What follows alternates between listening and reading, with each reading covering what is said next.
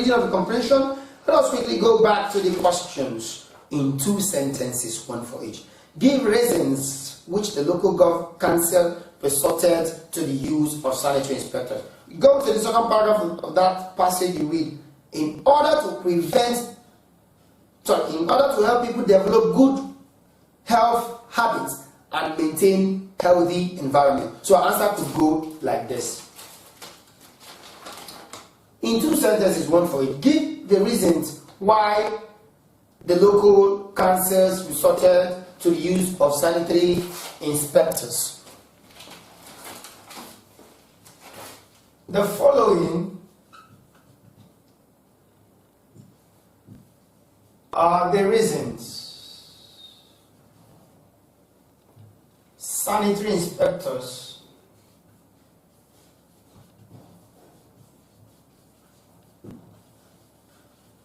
resorted to the use. Reasons why local councils, reasons local councils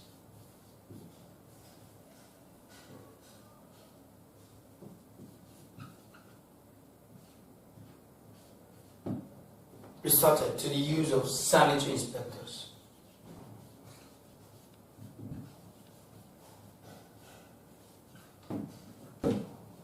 You don't need to write number 1, okay? The following are the reasons.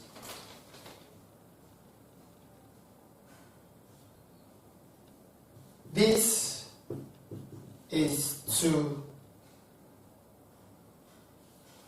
enable people develop good health habits.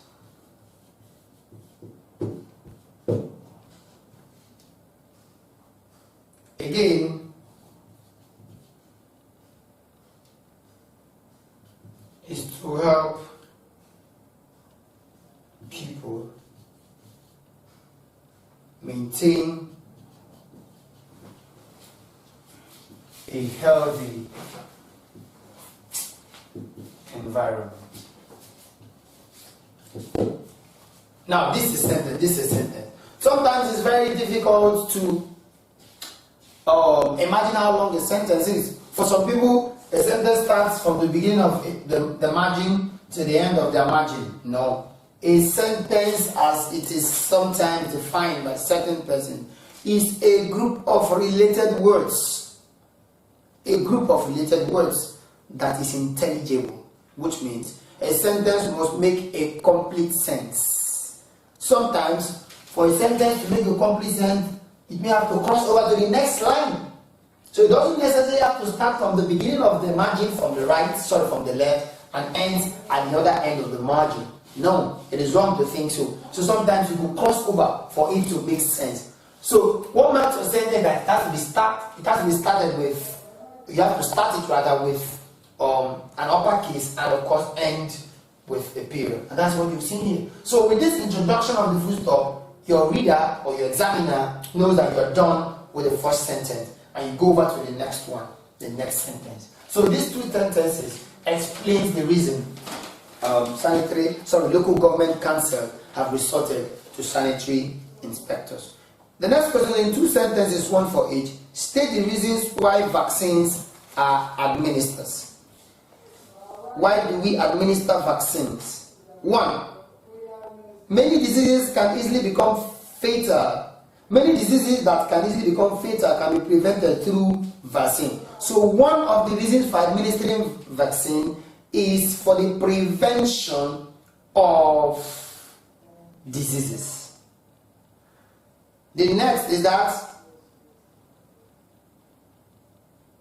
when people get vaccinated, a weak strain of the disease causing JAMB is introduced into their bodies.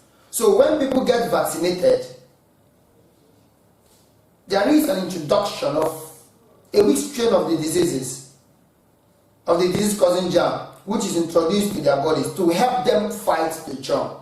So as you can see, to answer this question, you do not necessarily need to lift words from the passage. You are only expected to understand it. So the question says, in 2 sentences, one for each, state the reasons why vaccines are administered. 1, to prevent the disease. 2, to help introduce what will attack the diseases if they have infected the patient. I don't know if you get it. 1 for the prevention, and of course 1 to take measures to cure the diseases. I don't know if you get that. These are the 2 reasons vaccines are administered. The next is, in 2 sentences, 1 for each, mention the effects of viruses on an individual. What are the effects of viruses? 1, look at this expression. Indeed, many obscure diseases caused by viruses are incurable and usually fatal. Virologists, people who study viruses, say that they are obscure biochemical substances. Now, what are the effects? They poison the body system, causing great pain, malfunctioning, and eventually death. So, in 2 sentences, 1 for each, mention the effects of viruses. Listen to this. One of the effects of viruses is that they cause great pain. Another effect is that they could lead toward death. Did you get that? With this, we have actually done justice to the summary part of this question. Now we shall simply go over to the lexis and structure. That is paper 3. We shall pick a number of questions here. It says in each question is followed by 5 options lettered A to E. Choose the correct option for each question and shade in pencil on your answer sheet the answer space that bears the same letter as the option you have chosen. Give only one answer to each question and erase completely any answer you wish to change. Do all of work on this question paper. Okay, now listen to this question. We shall read this question and of course we'll pick the word that is italicized and look at. Okay, here they say we should find out, choose from the options lettered A to E, the one that is most nearly opposite in meaning. That is antonymy. That's what we're looking for. Now, the first question says, the headmaster took a cursory look at the letter. Cursory. C-U-R-S-O-R-Y. So we're looking for the opposite of the word cursory. You have option A, brief, B, casual, C, concise, D, hasty, D, E, thorough. A cursory look at a paper is just a glance. It does not help one find out the detail of a document, for instance. So the opposite of the term cursory is what? Thorough. If you take a thorough look at a document, you are able to get the details. Now, we take the next question. The accused has been convicted of fraud. The expression convicted is italicized, and we're looking for the opposite. It says A, acquitted of, condemned for, discharged from, murdered for, sentenced for. The opposite, as you would have guessed, is acquitted of. She became active after the surgical operation. We're looking for the opposite of the term active. We have alive, broken, dead, lively, quiescent. So the answer is quiescent. That is the opposite of what? Active. Okay, we go over to this. The inmate's health condition was awful. The word awful, A-W-F-U-L, awful, is italicized. And we're looking for the opposite of this word, awful. If something is awful in this case, it is horrible, heart-rending.